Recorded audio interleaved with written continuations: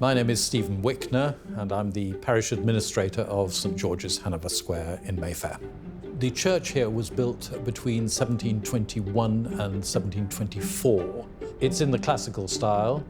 The church was built in response to expansion of London westwards, and the big houses that were built in the area in the early 18th century reflected the needs of the people coming up for the London season. They needed the assistance of servants, they needed lawyers, they needed doctors, they needed the whole business of life. St George's has always been a wedding church, and it still have a number of fairly high-profile weddings each year. President Teddy Roosevelt, the poet Shelley, the author George Eliot. Marconi was married here, Amy Johnson was married here.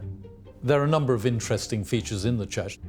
When looking for a new organ, as we did a few years ago, we ended up with an excellent company in Chattanooga, Tennessee, who built us the very fine organ that we now have.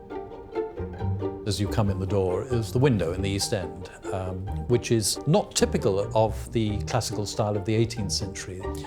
This is highly coloured and in fact is 16th century Flemish glass, which as far as we know was looted by Napoleon at the beginning of the 19th century, ended up in a warehouse in storage and was taken out in about 1840.